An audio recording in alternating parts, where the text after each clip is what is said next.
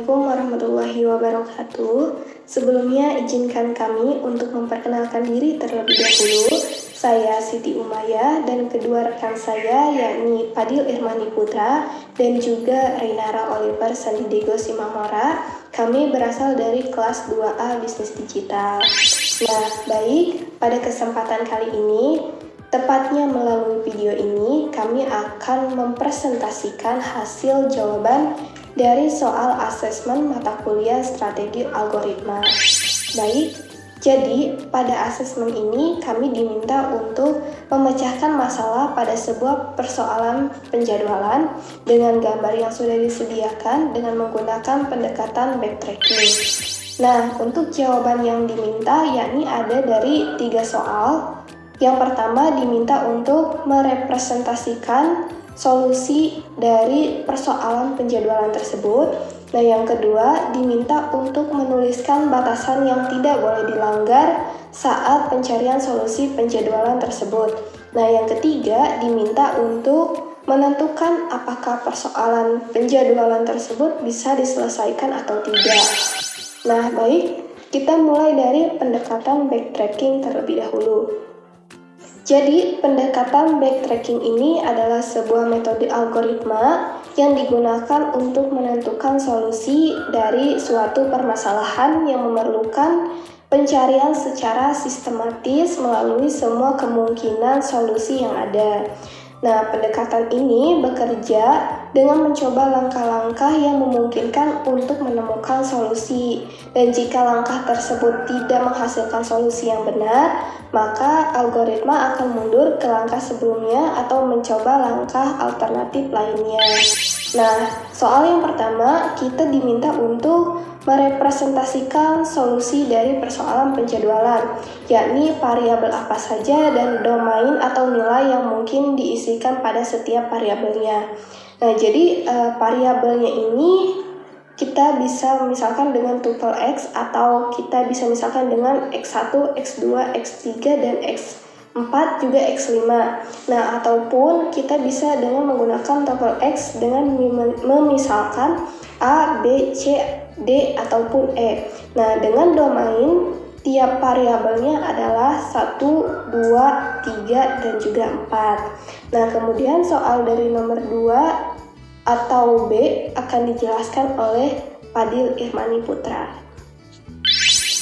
Baik, saya Fadil Irmani Putra. Di sini saya akan membacakan soal berikutnya, yaitu soal nomor 2 atau soal nomor B, yaitu tuliskan batasan yang tidak boleh dilanggar saat pencarian solusi penjadwalan pada gambar pertama.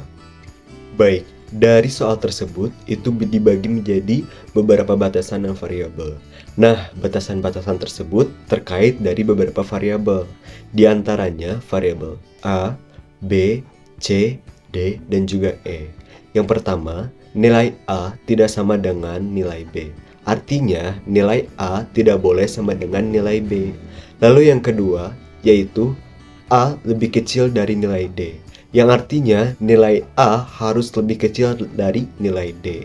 Lalu yang ketiga, yaitu modulus selisih A dan E harus bernilai ganjil. Yang artinya, pembagian hasil dari selisih A dan E kedua itu harus ganjil. Lalu yang keempat, yaitu E lebih kecil dari nilai B, di mana yang artinya nilai E itu harus lebih kecil adanya daripada nilai B, seperti itu. Lalu yang kelima itu ada nilai E tidak sama dengan nilai C, yang artinya nilai E tidak sama nilainya dengan nilai C. Lalu yang keenam yaitu nilai D lebih kecil dari nilai C, yang artinya nilai D itu harus lebih kecil nilainya daripada nilai C. Lalu yang ketujuh yaitu nilai E tidak sama dengan nilai D, yang artinya nilai E tidak harus sama dengan nilai D. Seperti itu. Nah, dengan kita mematuhi batasan-batasan tersebut, kita akan bisa mendapatkan nilai-nilai yang memenuhi kondisi-kondisi yang dibutuhkan. Soal nomor 3. Tentukan apakah persoalan penjadwalan pada gambar 1 dapat diselesaikan atau tidak. Jika tidak dapat diselesaikan, jelaskan alasannya. Jika dapat diselesaikan, tuliskan solusi persoalan penjadwalan tersebut. Jawabannya adalah dapat diselesaikan. Penjadwalan yang dijelaskan dalam gambar 1 dapat diselesaikan. Jadi ada solusi yang memenuhi semua batasan yang diberikan. Salah satu solusinya adalah X 1, 2, 3, 2, 4. Ini adalah representasi dari urutan kegiatan A, B, C, D, E dalam penjadwalan, di mana A dijadwalkan pertama diwakili oleh angka 1, B dijadwalkan kedua diwakili oleh angka 2, C dijadwalkan ketiga diwakili oleh angka 3, D dijadwalkan keempat diwakili oleh angka 2, dan E dijadwalkan terakhir dan diwakili oleh angka 4. Solusi ini sesuai dengan semua batasan yang diberikan, sehingga menjadikannya solusi yang memuaskan untuk persoalan penjadwalan. Baik, cukup sekian dari presentasi kami kali ini. Mohon maaf jika ada salah kata maupun kalimat. Kami ucapkan terima kasih sebanyak-banyaknya untuk Pak Yoga.